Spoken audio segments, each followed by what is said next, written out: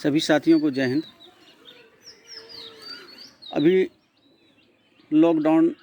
2.0 चल रहा है। इसी संदर्भ में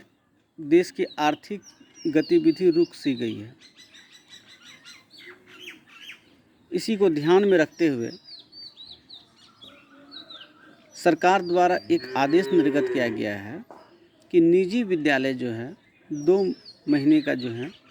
फी नहीं लेंगे बच्चे से। सरकार तो आदेश निर्गत कर दी कि 2 महीने का फी जो है निजी विद्यालय नहीं लेंगे, लेकिन इसमें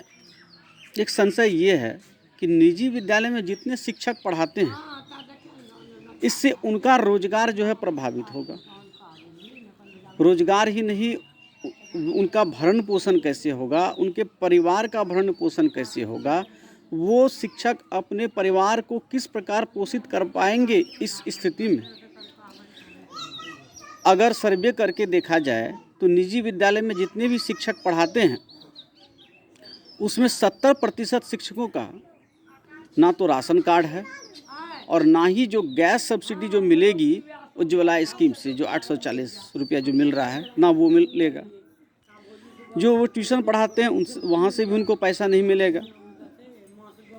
तो इस स्थिति में उनका भरण पोषण नहीं हो पाएगा। इससे उनके बच्चे प्रभावित होंगे, देश के बच्चे प्रभावित होंगे, जनमानस प्रभावित होगा। और अगर एक अनुमान लगा लिया जाए तो लगभग जो है 2 करोड़ आबादी जो है प्रभावित होगी इससे। तो सरकार को इस संबंध में जो है विचार करना चाहिए कि पूरा फी नहीं दे करके 60% फी जो है उपलब्ध कराया जाए। और ऐसा नहीं कि जो निजी विद्यालय में जिनके बच्चे पढ़ते हैं कि वो जो है एकदम निम्न वर्गीय आते हैं, उसमें बहुत जो है उच्च वर्गीय जो है कुलीन संभ्रांत परिवार के हैं, जिनकी आमदनी जो है अच्छी है, जिनका लॉकडाउन पर जो है उनका उतना असर नहीं है उन पे, और उनके पास पूंजी अच्छी खासी जमी है, जो सरकारी सर्वेंट में है, उनको जो है कंप्लीट पैसा लगे इस संदर्भ में। और जो लो लेवल के हैं उनको जो है 50% पैसा जो है लगे या 40% पैसा लगे, उस हिसाब से देखा जाए तो जिससे क्या हो जाएगा, एक पे का जो है वेतन का जो है मिनिमम लेवल बन जाएगा,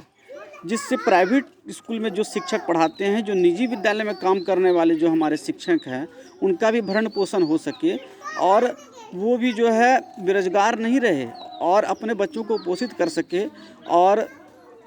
सरकार का आदेश भी जो है भली भांति जो है अध्यारोपित हो जाए और उसको भी जो है आम जन जो है स्वीकार करे बढ़िया ढंग से। नहीं तो सरकार है,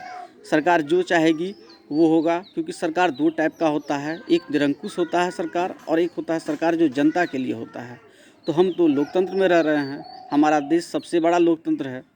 तो इसलिए हम चाहते हैं कि हमारा देश में जो है निरंकुश शासन ना हो, जबकि लोकतंत्रात्मक रूप से जो है कोई भी आदेश जो है निर्गत किया जा सके, क्योंकि 2 करोड़ आबादी जो है प्रभावित नहीं होनी चाहिए। नहीं तो प्राइवेट स्कूल भी जो है हाथ खड़े कर देंगे कि भाई हमको फी उपलब्ध नहीं है तो हम किस प्रकार से जो अपने शिक्षकों को जो है वेतन दे पाएंगे। लेकिन यदि पे को यही मिनिमम लेवल पे बना दिया जाए, तो मिनिमम लेवल पे बना दिया जाए तो मान लीजिए जाए अगर किसी को कम से कम जो है 10,000 रुपया तो चाहिए ही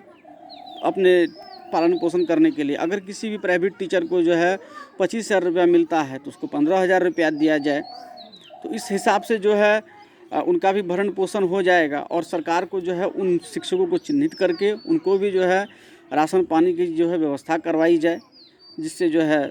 सरकार के प्रति और सरकार के आदेश के प्रति जो है लोगों में विश्वास हो, लोगों में जो है लोकतंत्र के प्रति विश्वास हो और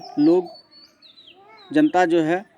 सरकार के आदेश को निरंकुश आदेश नहीं माने, बल्कि लोकतंत्रात्मक रूप से उठाया हुआ आदेश माने। ये आदेश जो है उन लोगों के लिए सही है जो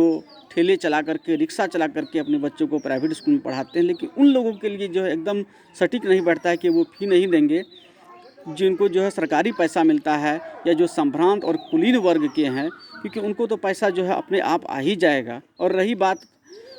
और इस संदर्भ में जो है लो कैटेगरी के जो होते हैं, जो लो लेवल मिडिल क्लास के हैं, जो कोई काम करके अपने बच्चे को दैनिक मजदूरी करके अपने बच्चों को पढ़ाते हैं, उनके लिए ये कानून जो है सही है, लेकिन उनको भी 40% जो है या 30% या 25% कम से कम जो है पेमेंट जो है करना ही चाहिए, भले लेट से करे, क्योंकि उन्हीं विद्यालय में पढ़ने वाले शिक्षक का ही दायित्व होगा जो सही समय पे जो है उनके कोर्स को जो है उनके सिलेबस को जो है पूरा करेंगे। तो इस संदर्भ में मेरा यही राय है, और आगे सरकार तो सरकार है